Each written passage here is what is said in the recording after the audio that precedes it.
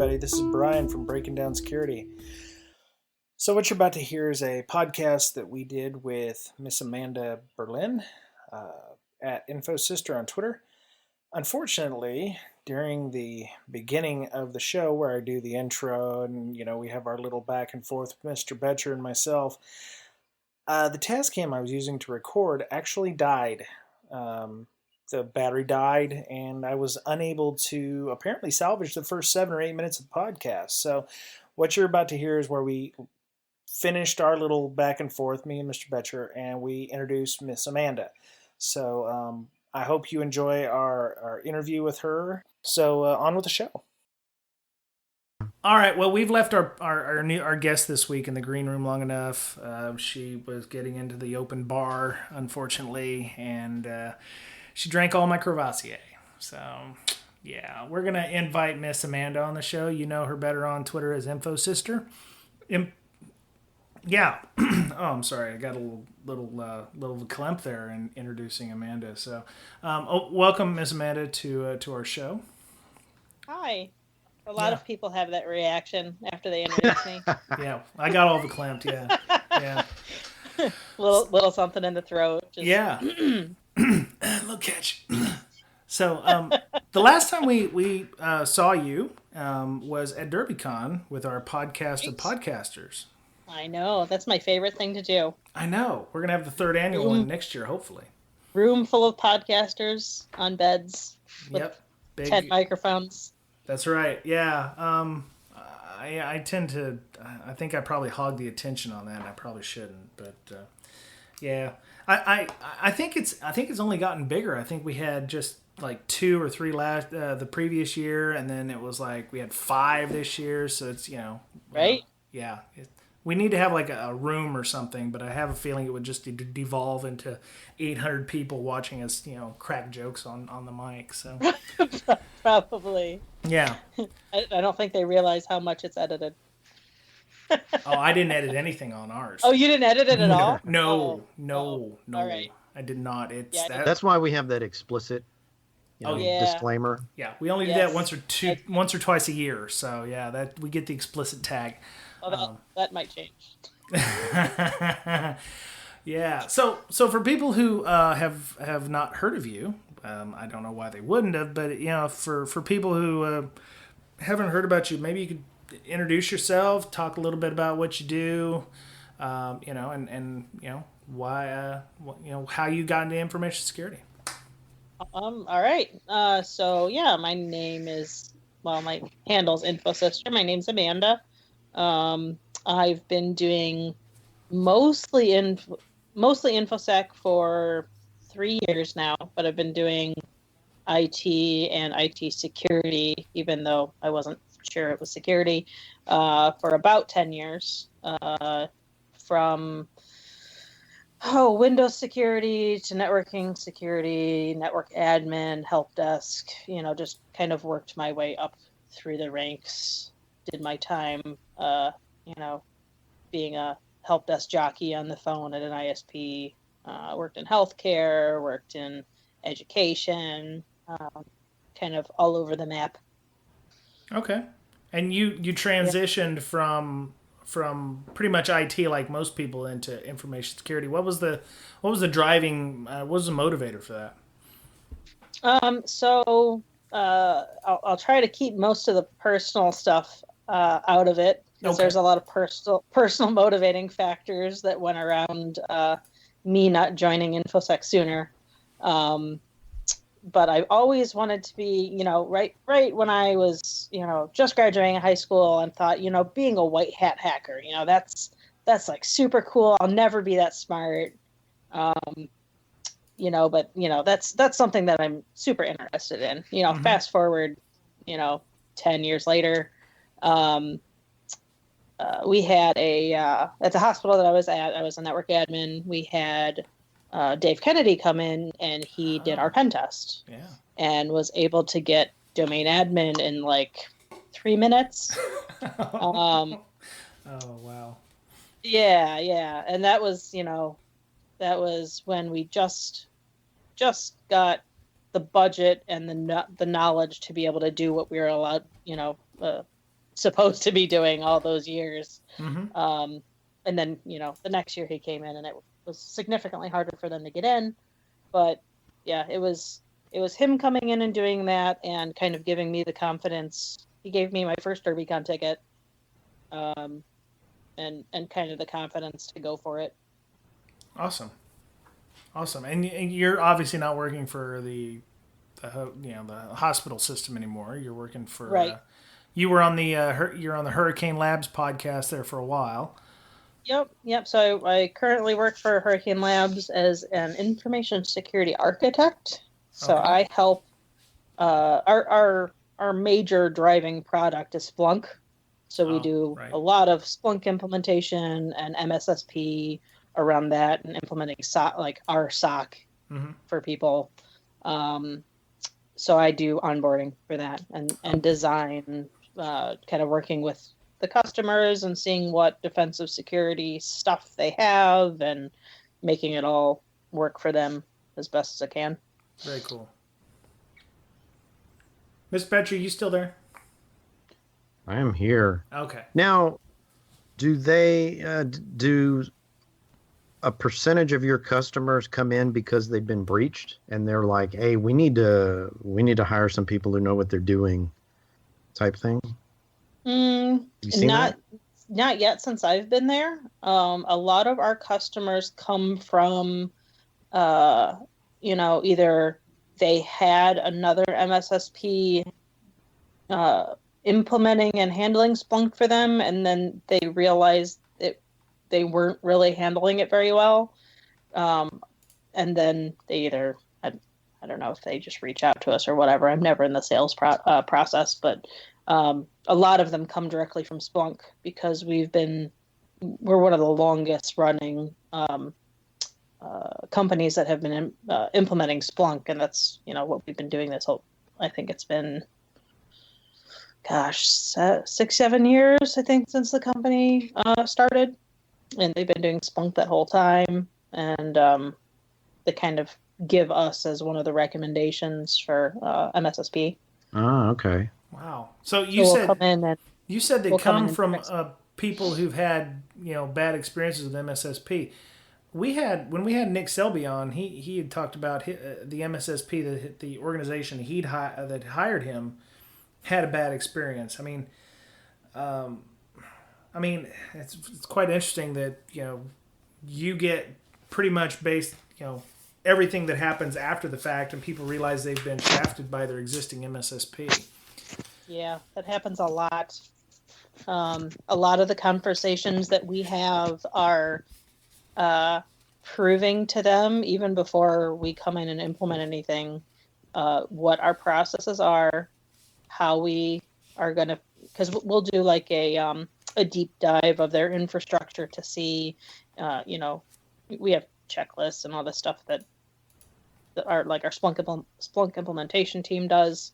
And they go through everything and make sure,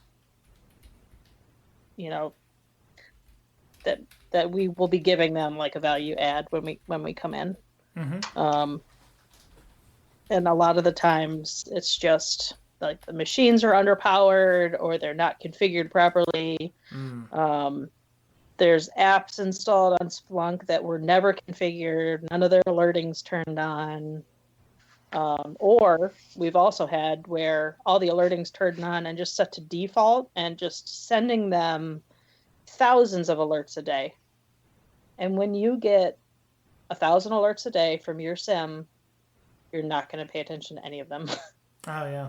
Yeah, I think they had like Neiman Marcus when they got breached. It was that way. They were getting 60,000 alerts a day, and everybody ignores it. Yeah, you start ignoring the red flashy light or whatever because it always flashes red, so that's cool. Yep. So, yeah. Yep.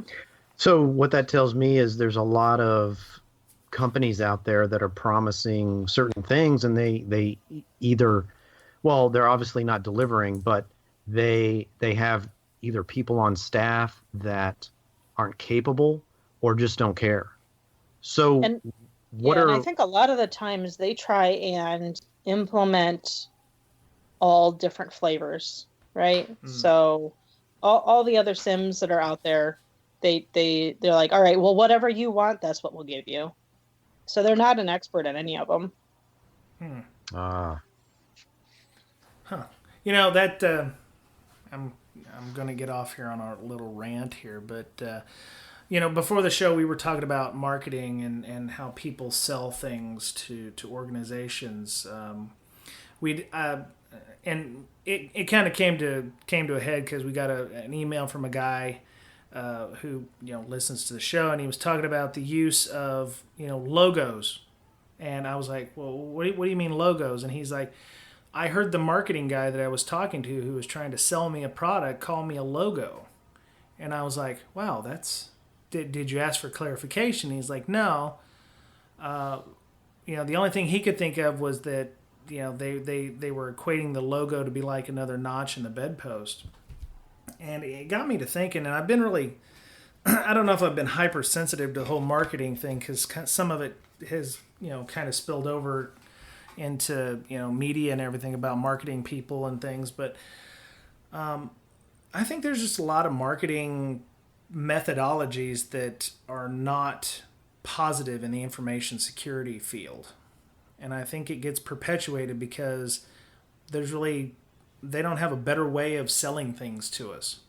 I just wanted to find out if either one of you had a similar opinion to this. Well, I don't really deal with sales all that much. I did have some experience, I guess, with, studying techniques of sales. And the best advice that I saw was to be honest, right? And not bring your, if somebody mentions your competition, that you need to study up on your competition and not put them down. Just say, almost talk them up in such a way that, yeah, that's a good product and they do things this way. And here's how we do it different, and here's what the advantages are to our product as opposed to doing it this other way where our competitor does it. Don't really say that they suck and we do it better and we score better on this test or whatever, because that's not really going to win you many brownie points. But if you speak honestly and you don't talk down your competition, you actually kind of talk them up like, yeah, I respect that product. It's a good product. I just find that we do things this way and these are the advantages. I think that works well, and it lends you some credence with your potential customer or the person you're pitching to that, yeah, this guy isn't trying to give me any marketing spiel. He's telling me honestly how his product works in relation to his competition. And it's the same, just like you're going for an interview, right? You don't want to say, "Oh, I'm looking for a job because my boss sucks," and you're talking down your current employer. It's the same prospect. You just they're going to take that and judge you for how you handle that interaction. Yeah. Well, I mean, does honesty really, if you are honest about your product, and I was just thinking more along the lines of like a vendor kind of thing. And I think that's what the email was about too. He was looking for a third party to do something. And I guess during the interview or the conversation, the guy said, "Oh yeah, we enjoy having logos like yourself here on the," and then that was what kind of set him off, I think. I think that's an attitude issue, isn't it, from the salespeople to not, that it's like you're not treating the company as somebody who's important. You're just wanting to put another notch on the belt. At what point do you realize that you probably just need to move along then because that company doesn't really care about you? At that point, they're not only do they don't care about you, they don't care about if they're the right fit for you. Yeah. They just want to move their product. Right. Yeah. Like I love the thing I love the most. Like, so I don't deal with a whole lot of salespeople now, but I used to. The thing I love the most is if they're super honest and they will let you know, we're honestly not the right fit for you. but these are some other. I had that happen once or twice, and you gain a lot of respect for that kind of attitude towards a product and them trying to give you the right solution. You might use them later on down the road, or give them send other people their way. Mm-hmm. Yeah. Have you ever had to deal with a third party or a vendor who doesn't really want to talk to you and instead wants to talk to your C levels? Oh yeah. I mean, yep. They thought they got the secretary a couple times. Oh goodness. Oh my goodness. Which is really fun to have that conversation. Oh, that's not awkward at all. At all. Yeah, could you give me some black coffee? A little sugar? No, I'm actually the person here to talk to. Oh, man. So I should probably just let myself out. I should probably just let myself out now. Yeah. So in a way, if I were trying to sell something, I would want to be speaking to the person who could ultimately sign off on buying the product, whether that be a director or an executive, a VP, whoever it is. I want to be talking to that person because I feel like I might be wasting my time a little bit talking to someone who ultimately cannot make that decision. Yeah, they could probably, if you win them over, if they're on your team now, they can speak highly of you. But ultimately, you want to discuss things with the person who can write the check or sign the CapEx or whatever it is. A lot of times they don't understand, though. Like, depending on the size and layout of your organization, they might be looking to you or like to people at our level to say, okay, you need to just tell me which one and, make your case, right? You're not just going to, at that level, you're not just going to say, oh, okay, and then write, a couple $100,000 check. Yeah. But they're not going to be the ones using it day to day. They're not going to be, hands-on that they can actually understand what else the best fit for the organization either. Yep. And I think it depends on the organization too. Sometimes the only person that a sales guy could talk to would be a C-level because he ultimately thinks that he makes like a CTO or something. He knows enough about technology that he makes the decision and everyone has to abide by that decision. That's true. That'd be a fairly poisonous environment, I would imagine, if it's my way or the highway. There's companies that operate that way, unfortunately.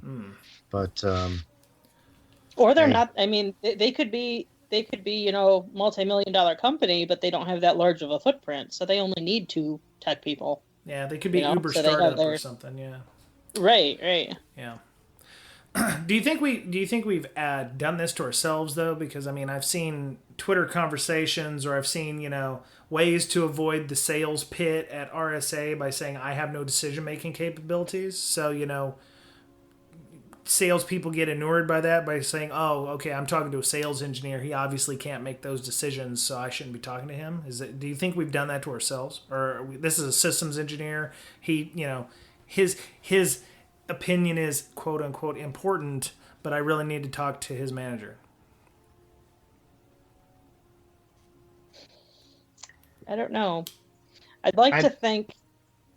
Yeah, I don't know. No?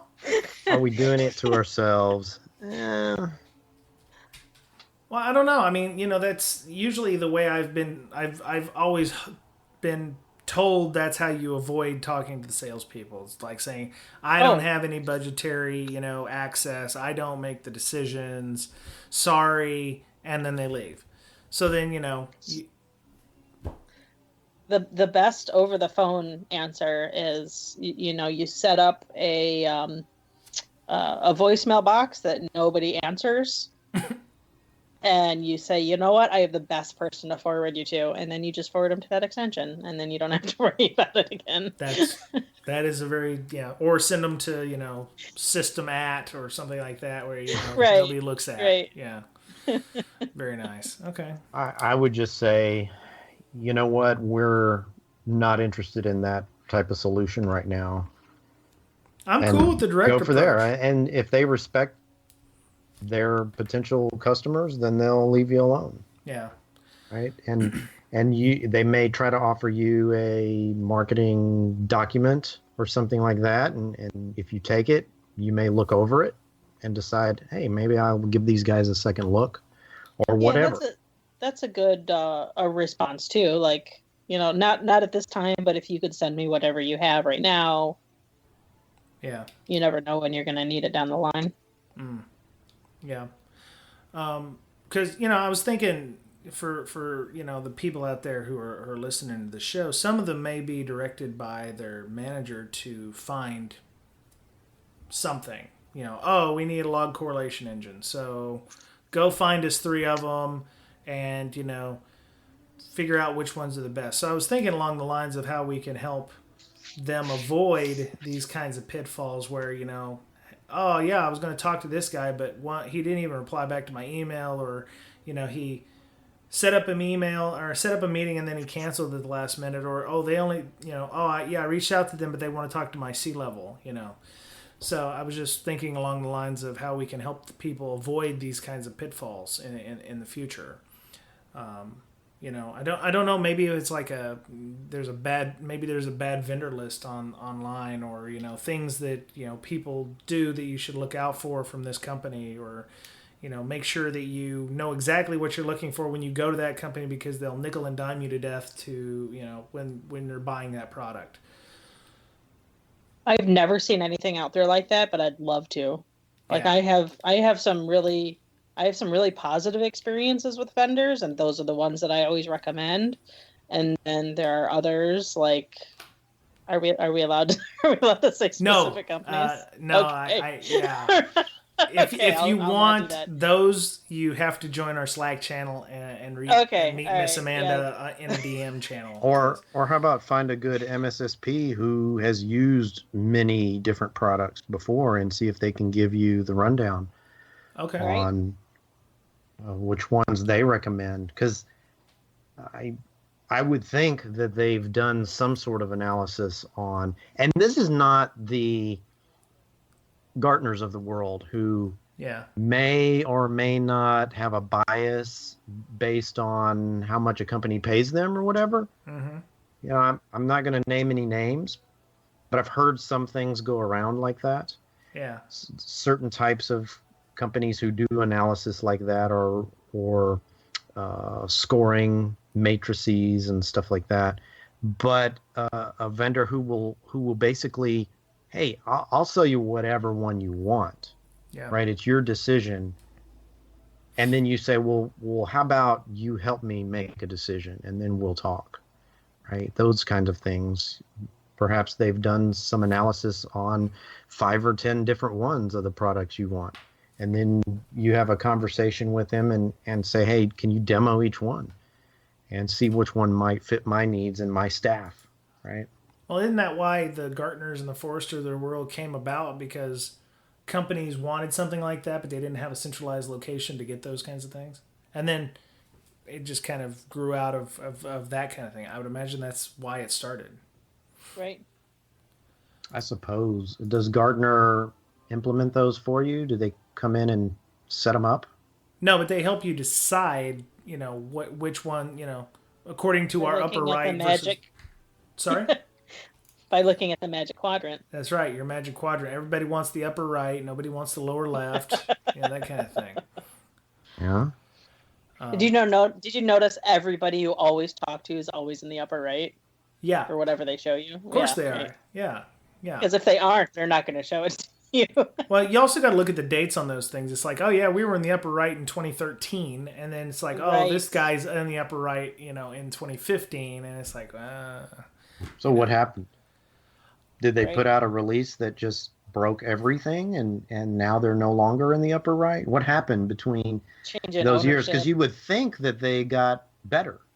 Well, if they failed to innovate, if they failed to put out a new product, if they, were bought by somebody who sucks now. Yeah. Yeah, exactly. Yeah. Exactly. So, so I mean, okay, so you, Mr. Bretsch, you were talking earlier about the CTO who, it's my way or the highway thing. How would you fix that if you worked in an organization like that? Is there any way that you could exert some kind of influence, or help steer the my way or the highway person who may be in leadership towards a specific product because you think that it might be better?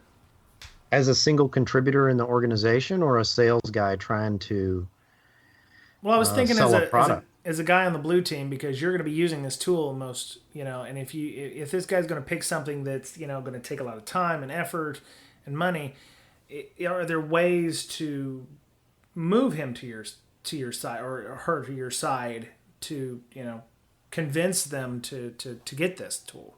It depends on what kind of person they are, right? If they're open to having a conversation and not being arrogant, okay, then yeah, you can definitely have that conversation and say, you know what, I'm going to be using this primarily. Maybe I should have a little bit of say, and here's why. Right? And maybe take a couple of different products and do some analysis on them on your own. Yeah.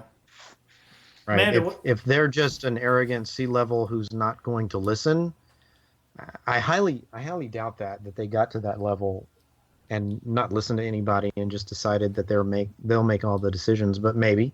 Yeah. Then I don't really know what you could do. Well, I mean, other than just accept the decision and try to work as best as you can with the product that's chosen. Sometimes you get a new job, come into the company, and they're already using a suite that you don't particularly care for, or don't think it's the best. Maybe it's outdated. Yeah. But don't sit there and go, well, there's so many other better products. I don't like this. And, why do you guys use this? You come into a new company and start criticizing what they have. There's probably a reason they have that you don't know about yet. So I would just kind of take the higher road and at least try to have a conversation if the decision hasn't been made yet. And if it has, just accept it and do the best you can with what you have. Right. So, there's no sense in creating hostility by criticizing the decisions that were made by someone higher level or something you have no control over. So, Amanda, you work for an MSSP. Do you ever find organizations that you go into and they say, okay, we bought the wrong product? Does it become where you're having to help them solve a problem or implement your version of a new solution? And what kind of factors go into a lot of criteria for a new company when they're bringing your stuff in that they decided on you? So yeah, recently we had someone that had a I don't know what, I've never used the product ever before, but it seemed like it was all report based log correlation and security. I don't want to say security alerting because there were no alerts. Everything was report generated. So they, different teams would have up to 30 reports to review a week. Oh God, that sounds like right? Deja vu.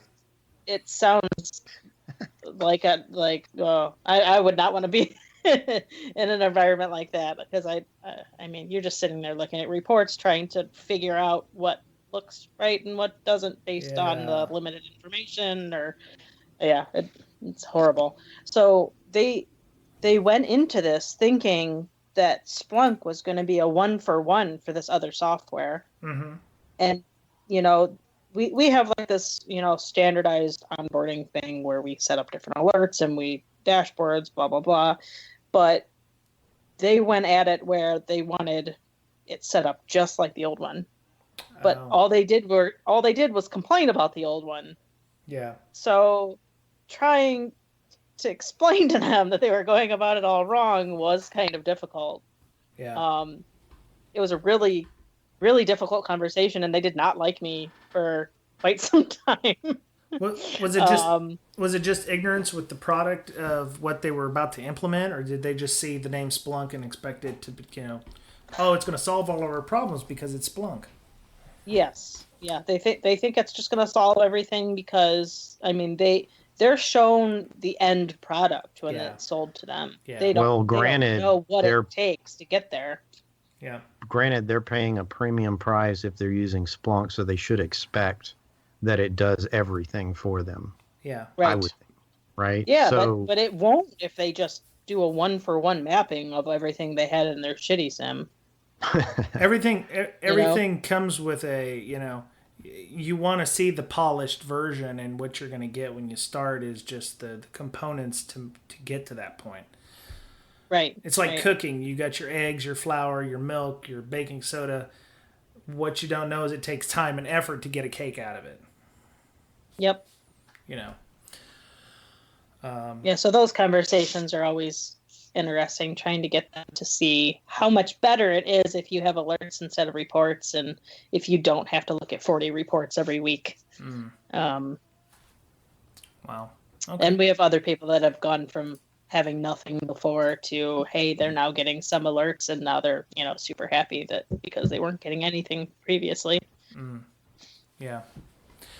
Yeah, I can imagine. Going to making a huge. I hate to use the term paradigm shift, but moving from one that you're comfortable with or uncomfortable with that versus something you don't know and it's completely different can be quite a task, and there's a lot of learning curve and getting used to those kinds of things. Yeah, I mean, just like with changing and any other vendor specific enterprise level whatever Sure. You switch from using all Microsoft RDP terminal servers to Citrix. Mm-hmm. You have to learn. It's a whole new ball game. Yep. You're not going to be implementing it the same way. Yeah. Yep. All right.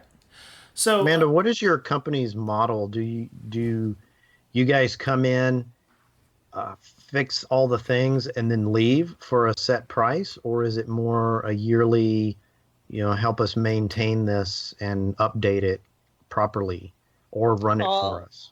All of the above. Really? So you could contract to just come in, set something up, and that's it. Done. Yep. Wow. Or you could have asses and seats at the organization permanently for like staff augment kind of thing. Right. Yeah. Because it's not. I mean, Splunk's a beast, right? I mean, it takes. If you have it in your organization, you're going to have a full-time person managing it if you want to do it right. Mm-hmm. Or you can have someone else do it. The same thing with a SOC too, right? Some of our customers use their own SOC. Sometimes they use ours and theirs. So, like we're the first line of defense. We do all of the initial, digging into the logs to see what happens. And then when we escalate to them, it's actionable intel. So they don't have to waste the time. They have more important things to do, projects, whatever. But then, we get all the base stuff out of the way. Cool. Very cool. All right. Well, I think we've beaten the MSSP thing to and the marketing thing to a degree. I'd actually like to get somebody who does sales on to discuss the tactics needed. Whether or not they're whether or not the delivery that they use or the training that they get is based on whether or not they're commission based or what have you. Is there So I would like to get somebody on who does sales on a regular basis and is okay with me asking questions that are probably somewhat defensive, that might put them on the defensive, because I really have a negative thing about marketing in general, because I don't know. I mean, I'd tell you how many people enjoy dealing with pre-sales engineers? See, yeah, nobody. Yeah, nobody does. But I mean, it's like, who is the person that is a pre-sales engineer, or knowing that you're already moving into a hostile environment? I mean, it's not like being an auditor going into an environment where it's hostile. It's like cold calling people. I mean, there's a psychology there involved that's draining on people to go, hey, how about our product? It's awesome. Hey, And some companies are super aggressive. Oh yeah, yeah. Man, I'd be really interested talking to the people that develop those sales programs. God, they're the ones that decide that this is how the sales engineers are supposed to interact with people. Yeah. Yeah. And what those decisions are based off of. Yeah. And you mean industry standard or for each individual company? There's got to be an industry standard. It's got to be like a handbook or something, or, like a social engineering thing where it's like, okay, he gave us an answer that's a little on the defensive, or, this is how you should react, or this is the decision pathway that you should use to get back to, positive, encouragement or something. There's got to be like a jump to conclusions mat of sales where it's like, oh, he gave me an answer like this. I need to go decision tree A or decision tree B. There's got to be something like that. And I'm sure there's companies that just don't care about any of that and just wing it. Yeah. Or, they're big enough. They don't care if they, miss, 5% of the sales or something. Right. So, yeah, if you guys, if anybody out there knows companies that develop like sales tactics or, decision trees, or if there's a formula that people have to use, please send them our way because I'd love to discuss that, as long as they don't try to sell me something. So, before we go, it's almost become a thing, like malware of the week. But Mr. Betcher had tweeted something out about a loader or something that he had found at his workplace, which is apparently a very interesting place to be. I'd like to discuss that a little bit. Mr. Betcher, what were you talking about on your Twitter the other day about that? Well, first of all, I think that we're actually looking for this stuff, and it comes into every organization. We're not special, I don't think. Aren't you? And if you're not looking for it, maybe you're not seeing it. But back to your question, I think this was I know that this was a dropper. So most of the time, someone will send a dropper in an email, and that can be in the form of a Word doc or a JavaScript file, whatnot. So these droppers, the guys that write the droppers, they're designed to do a couple of things. First of all, get some sort of credential on the box in some way through some phishing email, and then install other malware. Right? That's its specialty. So it's kind of siloed, or what do you call it in manufacturing, where each person has their area of expertise. And then they push it on to the next guy. Yeah. Well, some guys write Trojans the best, and some guys do exploits the best, right? Yeah. So this is a dropper, and it installs other malware. The problem with this one was it installed 2 Trojans and a ransomware. Now, here's how they get paid. Somebody wants to buy hacked computers with their Trojan, right? They want their Trojan to be installed because they write the Trojan, they don't write the installer, or they don't write the exploit or whatever. So they pay others who are experts in that, experts in sending phishing emails and such, to get their Trojan onto computers. This guy was double and triple dipping with his dropper. Yeah. So imagine if you paid for your Trojan to be installed on 1,000 computers, but in addition to having your Trojan on 1,000 computers, somebody else's Trojan was also on those same 1,000 computers, and then they're all ransomwared. So what good is it, right? Computer is practically useless unless that person pays the ransom, right? Yeah. So anyway, I just thought it was funny that these guys were, I guess, dipping their hands in multiple cookie jars or whatever, and not giving their Trojan authors a fair shake, right? Yeah. Well, maybe they all don't know each other, so it's cool to do that, Yeah. And once you get rid of the malware, then you're still infected margin. with 2 Trojans. I've got 10,000 zombies, and they're all useless because they're ransomwared.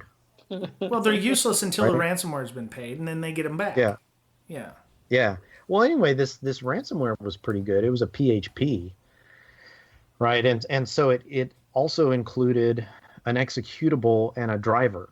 Mm-hmm. So in order to get the ransomware to actually execute, the dropper had to execute the exe file, put in a parameter of the PHP file, and then make sure the driver was in the same directory, Okay. the DLL. Yeah. So imagine uploading that to a cloud solution. Yeah. I mean, how's it going to execute? Yeah, exactly. I don't know. Maybe they figured that out by now. Yeah. Well, So that's one way to kind of obfuscate what you're doing, right? Yeah. So you've never seen this before? This is a new thing then, yeah. I haven't seen it before. It may be an old thing and I just saw it for the first time, but I just want to tell everybody out there, if you've got clients or your own company that has been hit by ransomware, make sure that you have somebody who has a clue. Maybe you can do it, but actually analyze what the ransomware did. Maybe take a pre-ransomed file or pre-cryptoed file and a post-cryptoed file and look at them, because lately a lot of the ransomware I've seen actually doesn't encrypt. It actually encodes. Yeah. So that's totally reversible easily. Okay. Right? You just have to spend a few hours sifting through what it did and how it did it. And if it's not using crypto, it's using some funky customized algorithm XORed with some random characters, then yeah, it's totally reversible without paying the ransom. Just kind of analyze it for somebody who maybe one of your programmers or whatnot can look at it and say, hey, it did this, so to reverse it, do that. Yeah. Well, that's a form of marketing too. You don't have to put a big fancy encryption algorithm in it. If you throw up a big thing that says, "Oh no, your whole thing's messed up," and then they go in and they try to look at stuff, and it, unless they're paying $300 an hour for somebody to disinfect them, it's going to look like they've been totally encrypted. So they'll pay the money for something that's been XORed because they don't know any different. Right.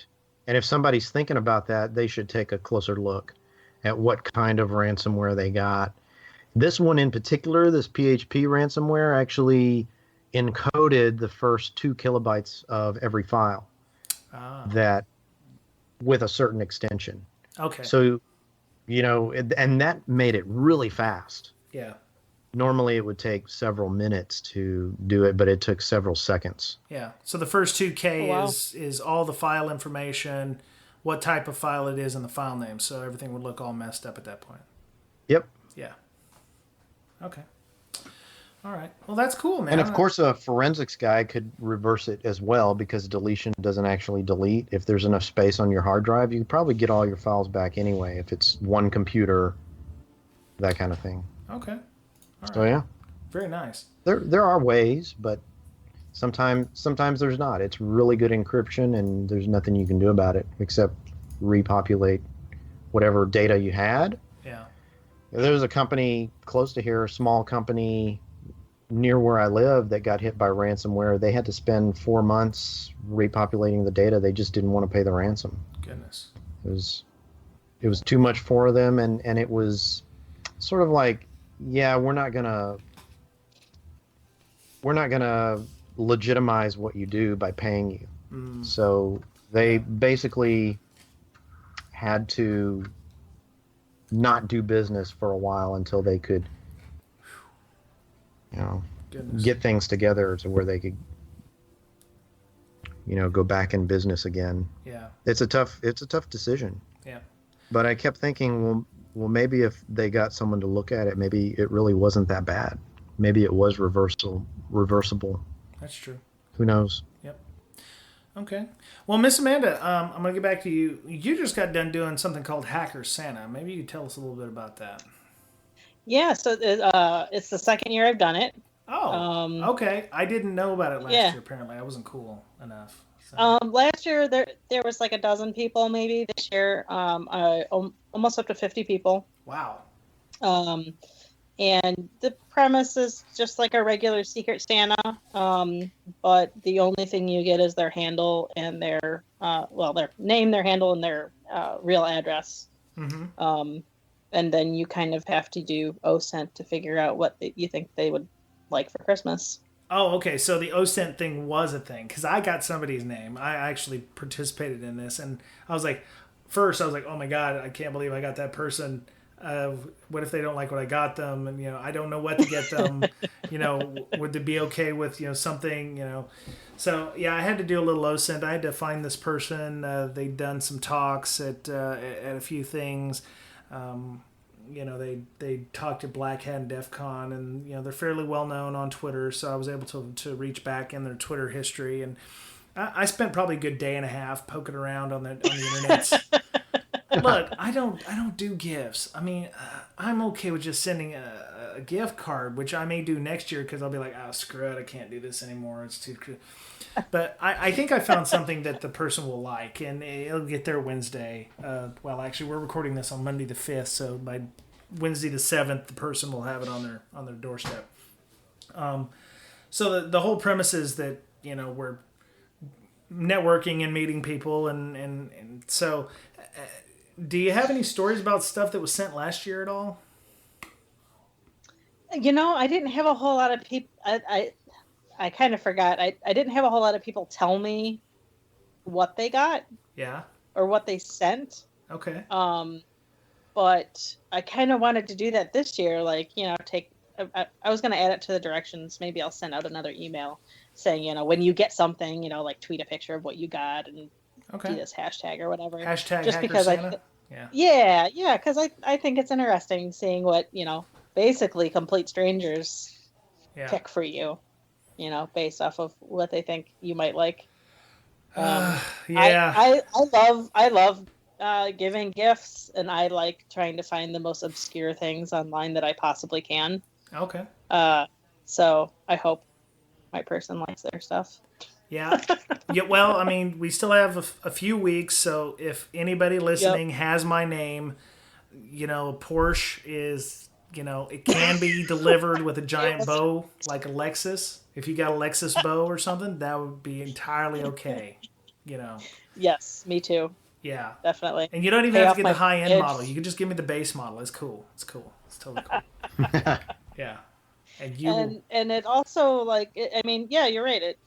It kind of introduces you to a new person, and you can talk to them later and tell them it was you or whatever. Yeah. I actually had started a really good conversation after this. There's a gentleman fairly local to me in Ohio, just getting into InfoSec, and normally my DMs on Twitter aren't open. Mm-hmm. I have to follow you. We have to follow each other for the DMs to work. But for this, I opened them up just so it would be easier to exchange addresses and stuff.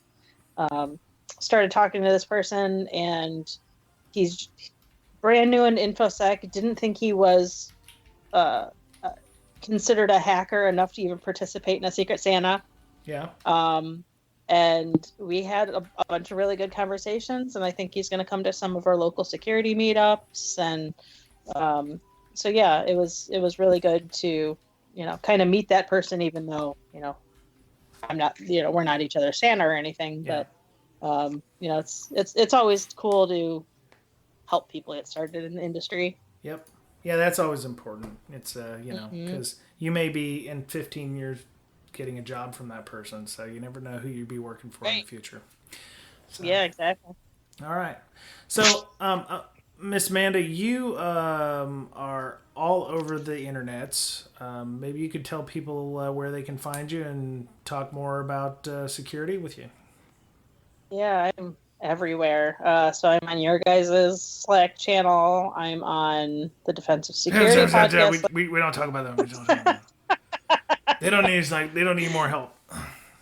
No, Defensive Security has a Slack channel too. It's okay. They have about they're all right. So. Let's see here. I'm on Twitter. It's INFOSYSTIR. Okay. Where else? yeah, I'm on IRC, I guess, on Freenode. Okay. I always use the same nick, so. All right. And you're going to be speaking hopefully at ShmooCon soon? Find out tomorrow. So, okay. yeah. So hopefully. December 6th, all right. I heard they sold out in 4 seconds on the second batch of tickets. 4 seconds. I'm going either way. How do you do that? It's like my second favorite con. Can you do hallway con there like you do with Derby? You don't have to necessarily go to the talks? Oh, for sure.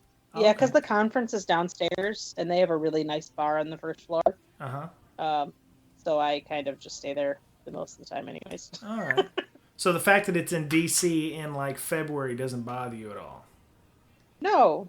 Last year it was actually not too bad. I could walk around with jeans and a t-shirt. Oh, okay.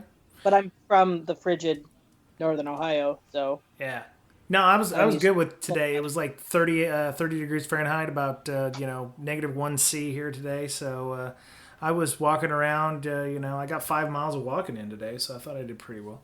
Nice. Yeah. So check Amanda out on Twitter. She's quite active on all the Slack channels. I'm gonna have to get with you on the IRC thing because I've been kind of wanting to hang out on some IRC channels as well. So.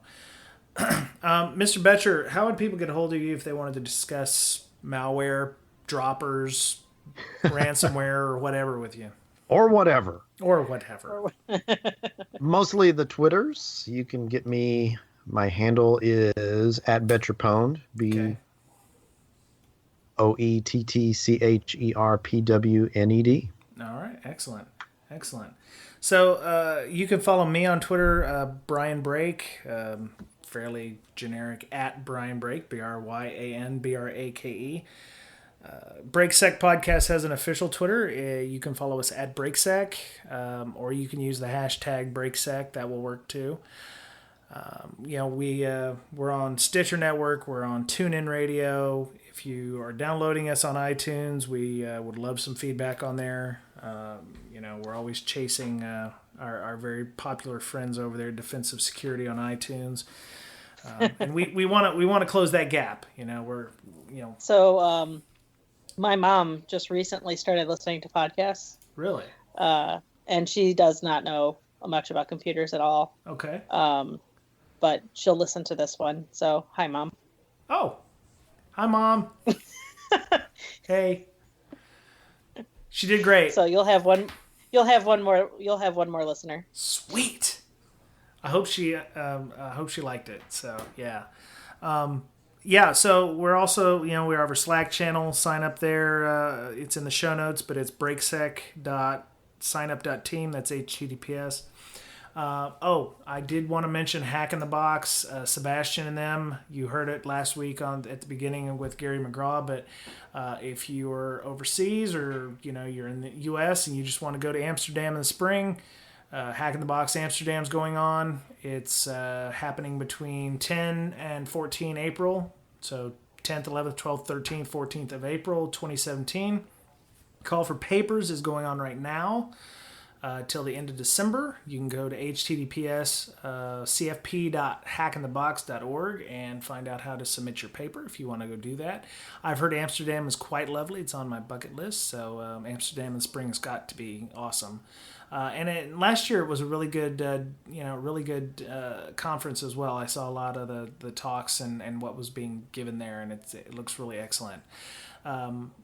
So tickets are on sale there till October 31st. You can get the early bird prices, and if you put in Breaking Security, all one word, as a discount code at checkout, you will get an additional 10% off. And we thank Sebastian and all the organizers over there for sending us some love there for listeners of the show. So that was it. Thank you, Amanda, for coming on the show. Yeah, thank you. Well, I'm glad you were able to make it, Mr. Betcher. As always, it's a pleasure seeing your face, sir.